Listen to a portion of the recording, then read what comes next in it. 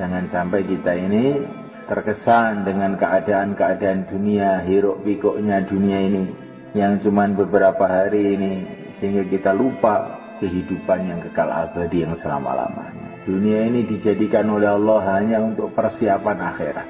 Itulah dunia ini. Dunia ini untuk apa? Persiapan akhirat. Dunia ini apa? Jalan menuju akhirat. Jembatan menuju akhirat. Hidup ini apa? Hidup itu menunggu mati. Hidup itu apa toh? Menunggu mati. Kamu sedang apa? Sedang menunggu mati, Pak. Kerja apa kamu? Persiapan akhirat. Insyaallah mulaikan. Hari ini mulakan Allah Subhanahu wa taala, dan kita di dunia beberapa lama ini ada tanggung jawab. Tanggung jawab kita adalah menghabiskan umur kita dalam agama. Tanggung jawab kita hanya itu satu itu aja, habiskan umur di dalam agama. Kalau umurnya 1000 tahun ya 1000 tahun, 100 tahun ya 100 tahun, 50 tahun ya 50 tahun. Cuma itu aja kan tugas kita. Kalau kita ini bisa menghabiskan umur kita dalam agama Allah, dalam ridho Allah, berarti kita ini telah sukses. Ada teman, nggak ada teman, orang suka, orang nggak suka, sehat, sakit, kaya, miskin, itu tidak penting sekali. Yang penting itu habiskan umur dalam ridho Allah, dalam agama. Setelah itu masuk surga. Nah, sudah. Di sanalah kaya semua, di sanalah sehat semua, di sanalah puas semua 100%. Aisyatun radiyah, kehidupan yang memuaskan, tempatnya memuaskan, istana-istana dari emas, dari intan, sungai-sungai dari susu, dari madu. Nggak ada cacatnya. Di dalam surga itu nggak ada cacatnya, sempurna. Nggak ada istilah, wah ini genteng bocor perlu diperbaiki. Di surga nggak ada bocor-bocor, itu nggak ada. Semua sempurna. Aisyatun radiyah, puas 100%. Apa yang kita mau langsung Allah jadikan. Kalau di dunia apa yang kita mau, maka kita ini harus bersusah payah. Mau rumah, bangun rumah. Mau mobil, cari duit untuk beli mobil. Nah, di dunia ini maunya tambah banyak, susahnya tambah banyak jadinya itu. Maka penyelesaian masalah dunia itu satu aja, jangan mau, sudah selesai. Nah, kamu mau mobil, Pak? Enggak mau, sudah selesai. Kalau mau, dan ini masalah nanti. Kalau cari ini, cari itu. Tapi kalau di surga, apa yang kita mau, Allah jadikan. Apa yang kita minta, Allah datangkan. Semoga kita dimasukkan ke sana. Ya. Badannya memuaskan, kuat, kokoh, besar, tinggi, ganteng. Sinar wajahnya ahli surga itu bisa dilihat dari jarak 1000 tahun perjalanan. Nah, saking bercahayanya. Gak ada sakit-sakit lagi, sehat 100% selama-lamanya. Hatinya gembira, gak ada susah-susah lagi selama-lamanya. Temannya memuaskan. Temannya adalah para nabi, para rasul, para wali-wali Allah. Biasanya saya itu berteman dengan santri yang ngantukan seperti kamu, ya. Nanti di surga itu temannya itu para nabi. Enak kira-kira. Kayak apa tuh berteman dengan para nabi? Seorang ulama mengatakan, saya itu di surga itu yang saya pikirkan itu satu aja, mau berjumpa sama Rasulullah. Yang lain-lain itu nggak begitu penting sekali.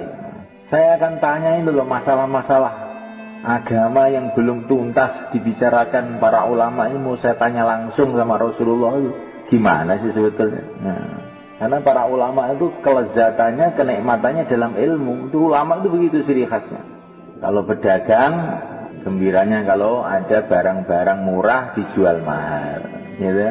Kalau petani, gembiranya kalau melihat pertanian subur, hijau. Kalau ulama, senangannya itu ilmu. Kalau dengar ilmu itu langsung terbelalak. Yang tadinya mau ngantuk nggak jadi, itu ulama. Kalau ulama dengar ilmu ngantuk, itu bukan ulama itu. Ngaku ulama. Seperti pedagang lihat barang dagangan nggak tertarik. Itu bukan pedagang, itu petani itu. Insyaallah mulai kan? Kalau dai, gembiranya kalau melihat jamaah bergerak. Da'i tidak ada jamaah bergerak diam saja, bukan da'i itu. Jadi semuanya Allah Subhanahu wa taala. Itulah tempat yang telah dijanjikan oleh Allah kepada kita. Maka apa yang harus kita buat supaya kita sampai ke sana? Ini yang kita pikirkan sekarang. Habiskan umur kita dalam agama. Bagaimana caranya menghabiskan umur dalam agama? Kalau kita membuat suasana perjuangan agama. Petani telah menghabiskan umurnya dalam pertanian. Kenapa? Karena ada suasana pertanian.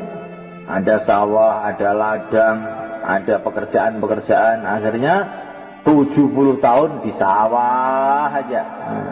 Ada orang Temboro itu yang umurnya 90 tahun itu masih ke sawah aja tiap hari. Karena ada suasana sawah.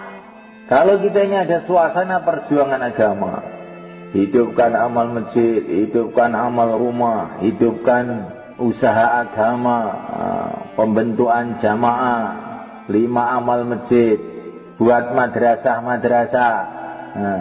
Ya kita akan bisa istiqomah dalam agama. Tapi kalau kita tidak buat itu, nggak akan bisa istiqomah dalam agama. Betul kan? Kalau kamu ingin istiqomah ngajar, caranya bagaimana? Kamu bikin pesantren, nanti kan istiqomah ngajar, sampai mati kamu ngajar. Lihat kiai-kiai itu. Nggak ada kiai pensiun loh. Karena ada suasana ngajar. Maka dia baru ngajar, saya mau mati masih ngajar aja. Maka kita ini perlu membuat suasana perjuangan. Itulah kehidupan yang telah dicontohkan oleh yang mulia Nabi Agung Muhammad SAW. Kehidupan beliau ini kehidupan perjuangan. Bukan kehidupan santai, diam, enggak, perjuangan. Lari sana, lari sini. Untuk usaha menghidupkan agama. Sampai akhirnya ketemu tempat yang sesuai. Namanya Madinah Al-Munawwarah. Di sana banyak orang yang siap untuk membela agama. Orang-orang Madinah ini orang gembira dengan perjuangan. Wajaba syukru alaina ma da'a lillahi da. Wajib kita syukur selagi masih ada orang dakwah. Itu semboyannya orang Madinah. Maka Nabi betah di sana. Karena Nabi itu dai. Betahnya itu kalau kumpul orang-orang dakwah. Siapa yang bisa betah dengan orang dakwah? Yang dai. Siapa yang bisa betah kumpul petani? Ya petani. Kalau pegawai negeri kok kumpul petani, nggak akan betah lama. Cuma lihat tok, orang mencangkul sambil dia melihat udara segar di sawah, dia sebentar terus pergi ke kantor. Kalau di kantor dia berhari-hari, berbulan-bulan kuat. Karena dia ini pegawai negeri, bukan petani. Yang bisa betah di pesantren siapa? Ya santri. Namanya kan Allah Subhanahu wa taala. Maka kalau kita ingin betah di dalam agama, jadikan diri kita ini dai. Nanti kan betah dalam agama. Dengan izin Allah, dengan pertolongan Allah. Ini hari 17 Ramadan. Ini kalau di Mekah, itu biasanya di tempat guru saya, Said Muhammad, itu ada peringatan. Bukan peringatan nuzul Quran, peringatan hari Badar.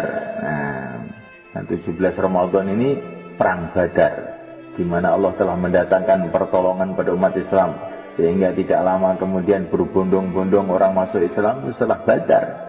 Jadi semalaikan Allah Subhanahu wa taala. Ini Ramadan ini kita doa kepada Allah agar kita ini oleh Allah dibuka hatinya sehingga menghabiskan umur yang entah tinggal berapa hari ini enggak tahu untuk ridha Allah, untuk agama Allah. Insyaallah malaikan.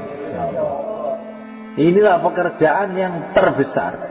Tidak ada orang yang paling mulia, tidak ada orang yang paling cerdas.